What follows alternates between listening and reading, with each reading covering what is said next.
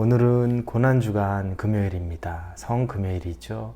오늘 예배를 드리러 오신 여러분들 우리 주님의 이름으로 환영합니다. 같이 기도하고 이 새벽 예배 드리도록 하겠습니다.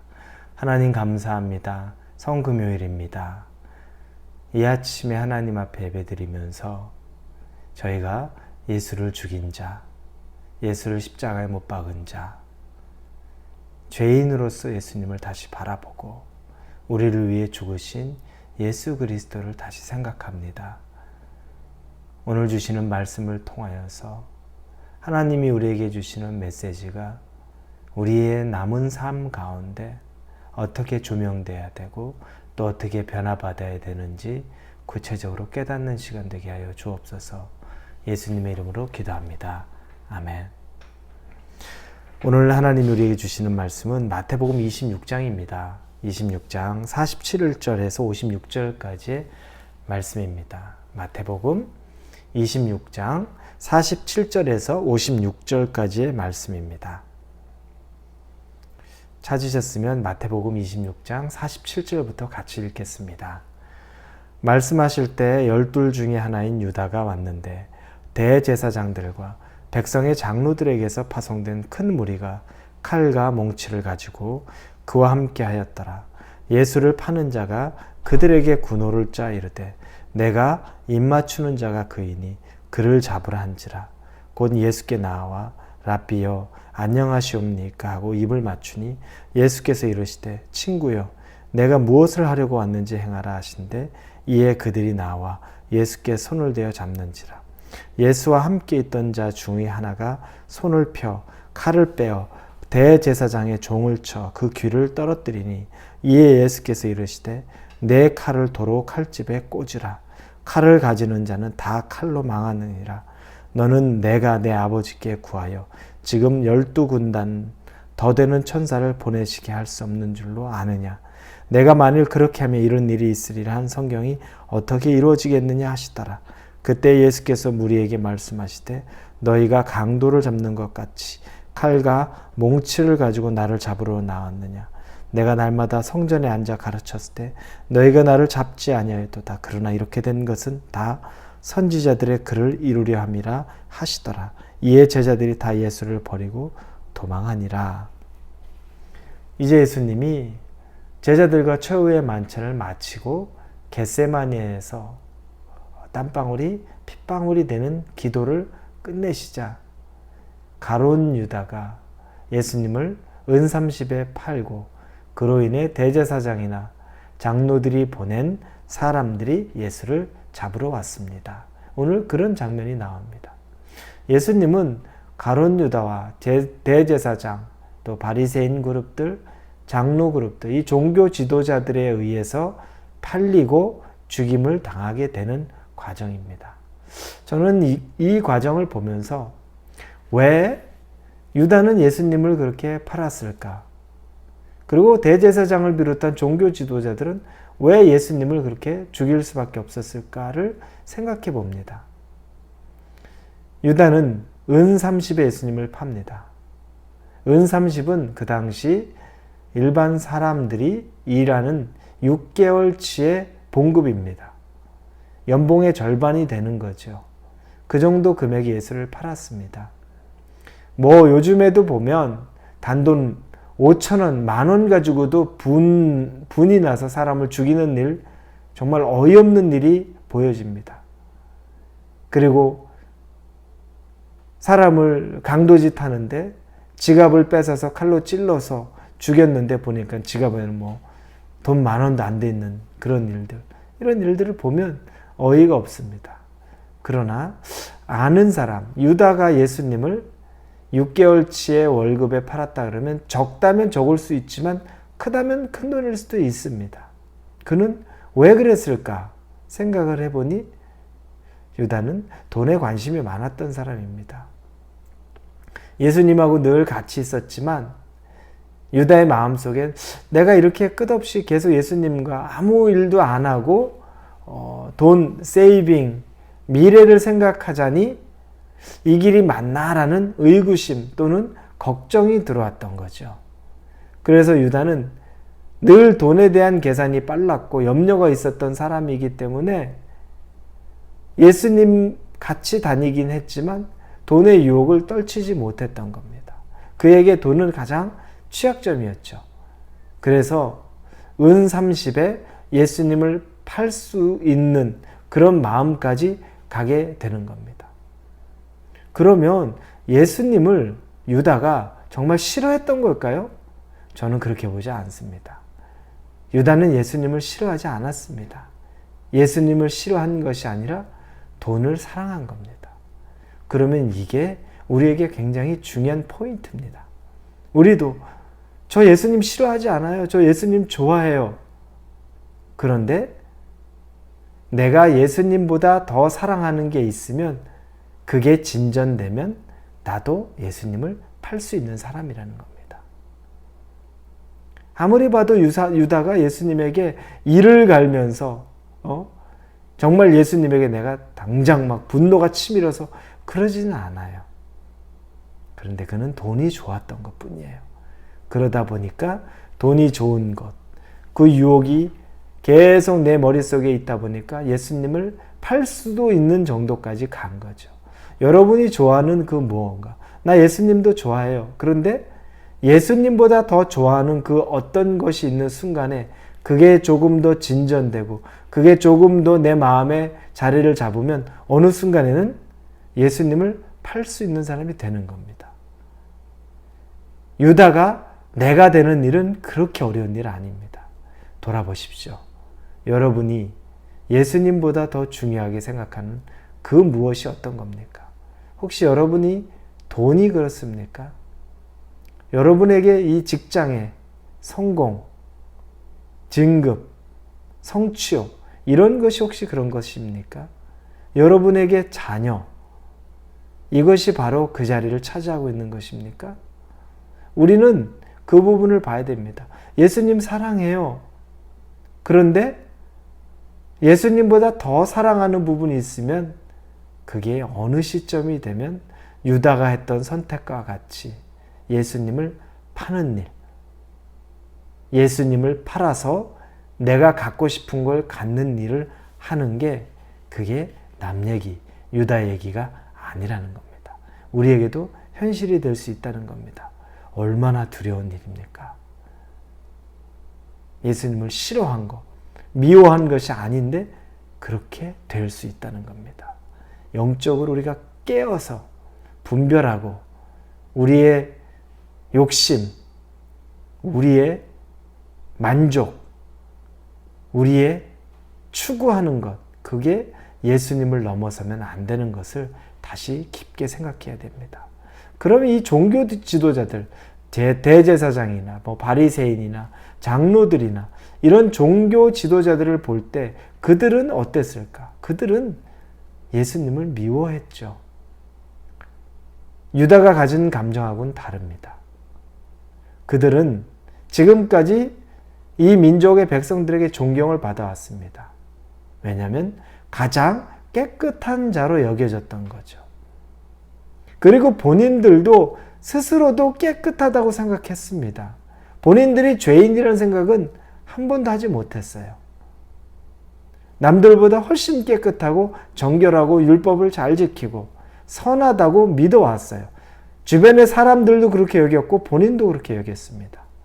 그런데 죄 없는, 유일하게 죄가 없으신 예수님이 이 땅에 오시는 순간에 그게 깨지기 시작한 겁니다.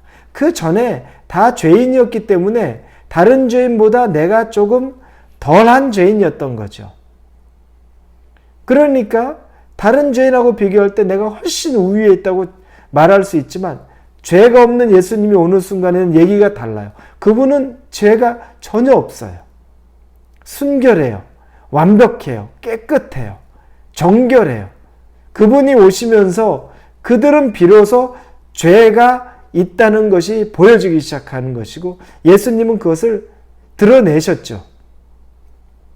백성들 앞에 그것이 드러났었을 때 백성들이 분노하는 것보다 그들의 분노가 훨씬 클 수밖에 없었던 이유는 당연한 겁니다. 백성들이 예수님을 따르면서 그렇구나, 나는 죄인이구나라고 느낄 수 있을 때 그들의 눈의 초점이 바리새인과 대제사장들을 볼 때 저들도 죄인인데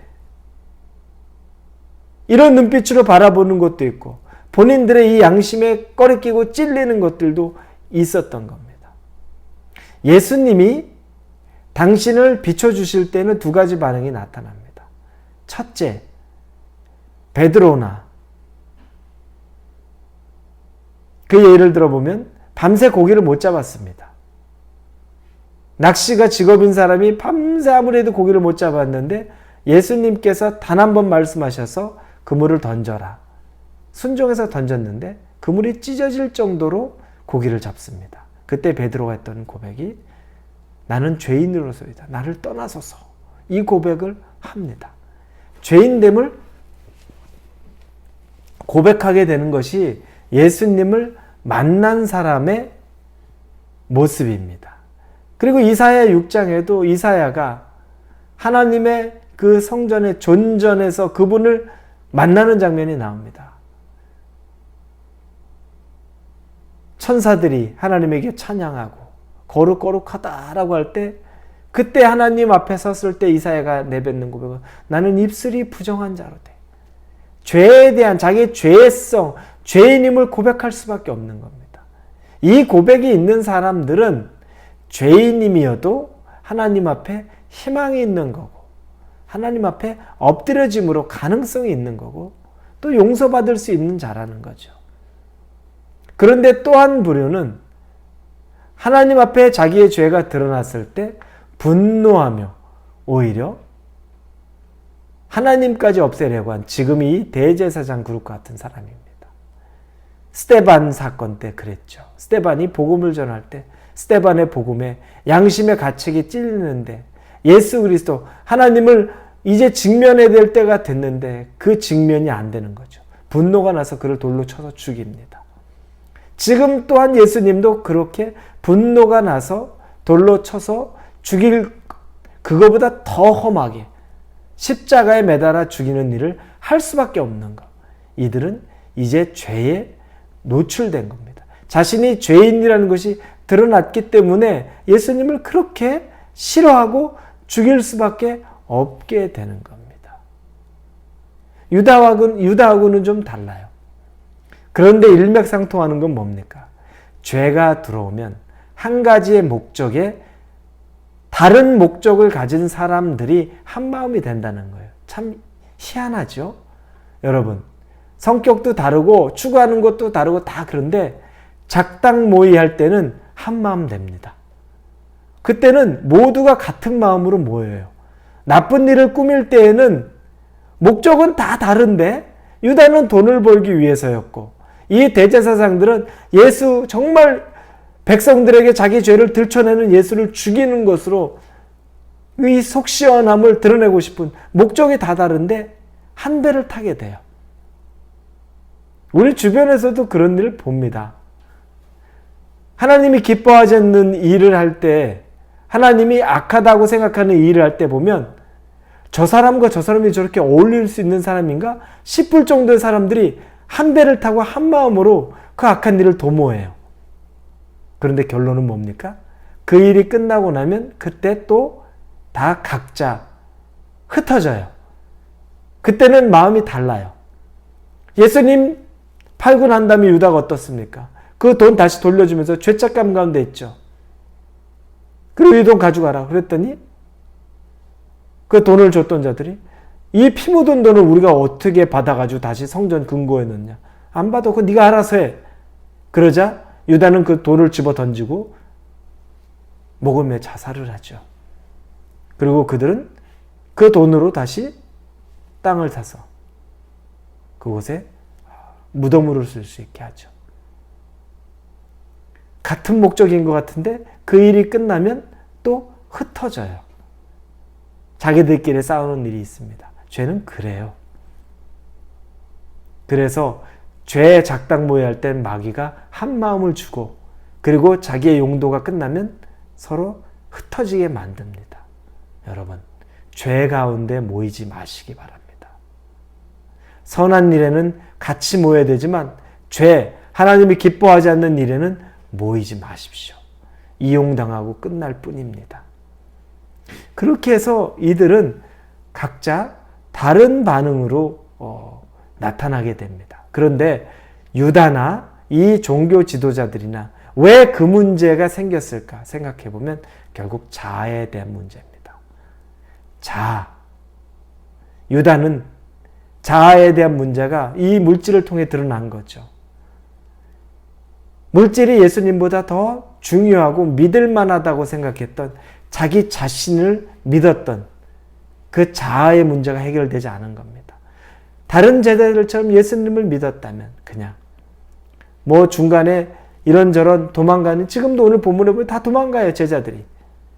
그러나 두려움으로 도망간 것 있었지만 유다는 자기 자아의 문제가 물질의 문제에서 풀리지가 않았던 거죠.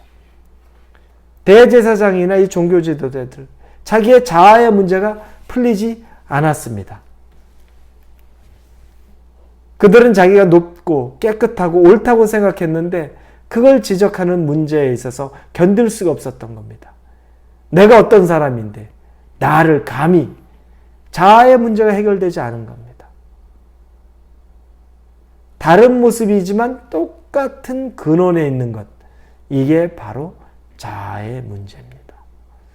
사랑하는 성도 여러분, 여러분 안에 자아의 문제가 해결되지 않으면 유다와 같이 대제사장이나 종교 지도자들과 같이 악한 일에 쓰임받을 수 있습니다. 그래서 우리 자아의 문제는 해결되어야 됩니다. 내가 죽었음을 고백하고 내 안에 예수 그리스도께서 내 인생의 주인이 됨을 날마다 고백을 해야만, 이 자아의 문제를 해결해야만 우리가 이 죄 가운데 서지 않고 하루하루 예수님을 쫓으며 살 수 있는 겁니다. 오늘은 예수님이 돌아가시는 성금요일입니다. 예수 그리스도가 십자가에 죽으실 때 여러분의 자아, 나의 자아도 그 십자가에 그대로 죽을 수 있기를 바랍니다. 유다와 같이 인생의 두려움으로 예수님 말고 다른 것으로 내가 준비해야 되겠다라고 생각하는 것도 십자가에 못 박으시기 바랍니다. 그리고 나는 깨끗한데, 나는 부족함이 없는데 왜 나에게 말하는 나의 살아있는 자아도 십자가에 못 박으시기를 바랍니다.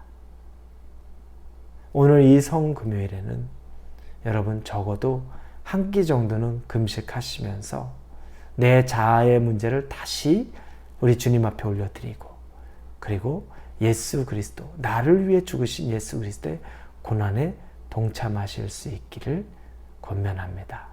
같이 기도합니다. 예수님 감사합니다. 나를 위해 죽으시고 피 흘리시고